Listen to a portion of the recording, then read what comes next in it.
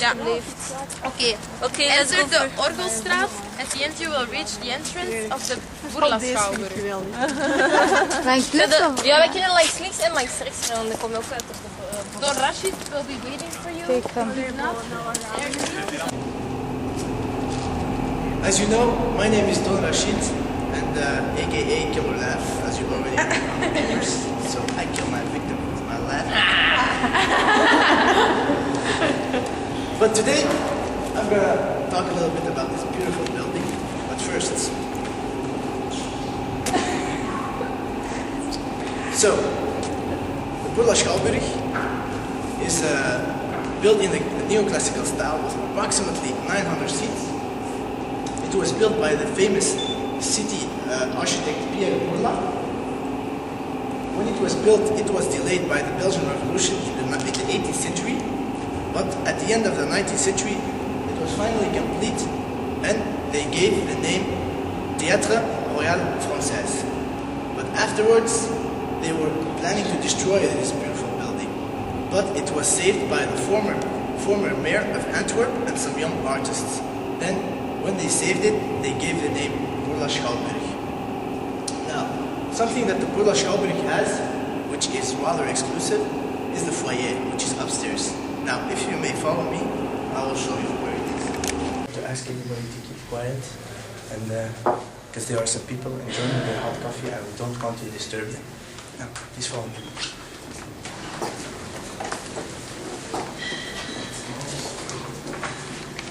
Exclusive, with beautiful lights and the ceiling.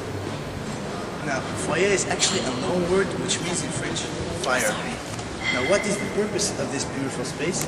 It's actually a room between the entrance and the actual theater. Now, when do you use this place? To come and have a drink, to eat something delicious, but most of all, it's used during when the theater is too long. It's used for a break.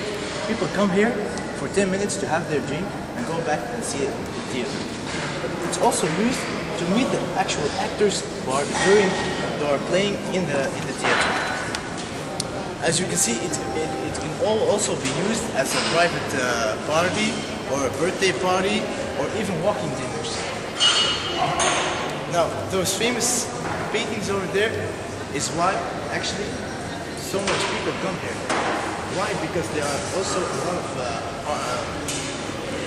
people who like art. That's why they come here and have a drink. I hope you enjoyed today what I'm talking about, and good luck further with your rap.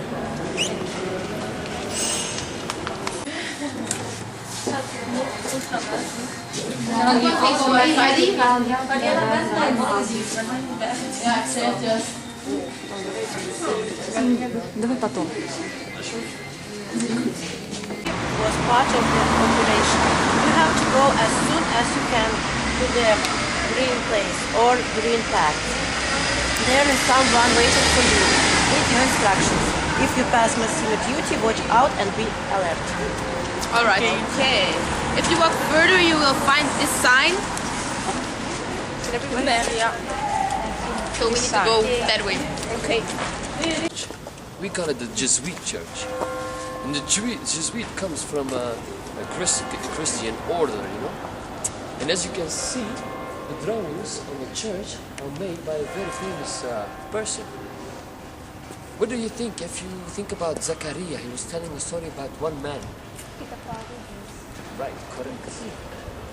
So Peter Parubens, he not only made the drawings and the art and the paintings inside of the building of the church, but we don't gonna go inside because there's something wrong in the church, so we're gonna stay here for the for the safety. And the architecture was drawn up by the Christian order, like the Jesuit, but it was almost gone because of a fire in 2009. Now I'm gonna tell you a bit more about the EHS. You see the golden, the gilded characters, and you see the black context. It's very interesting because the Greek people say that it's the three first letters of Jesus. According to the Latin, they say it's EHS is like Omnium Salvator.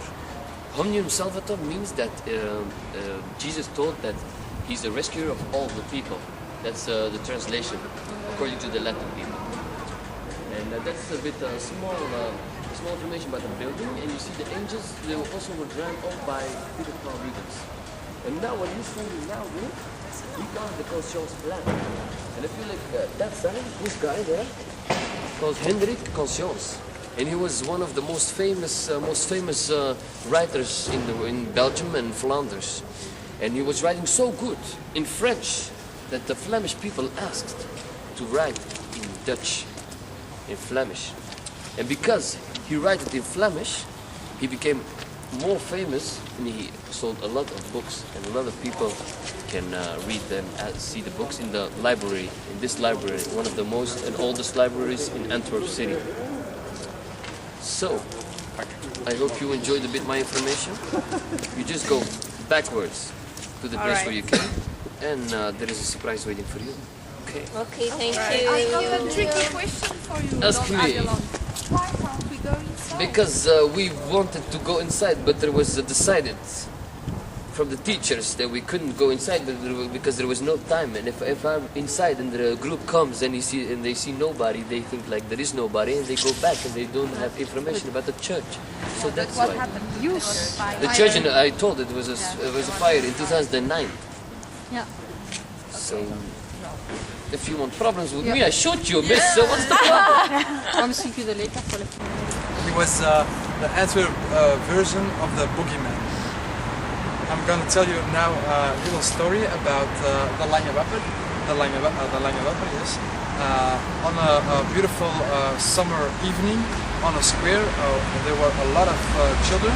They were playing, and suddenly a rich man was there with a big bag, yes, with a lot of candy. All the children was running to the rich man, and he was throwing the candy to the children. But when he was throwing the candy, he was running backwards. Yes, the children they stood not. They don't think about that a rich man was gone, and the children was there after 5 or 10 minutes. They realized that they were following the Lange Wapper. Now I'm gonna tell you something about Castle. If you follow me, please.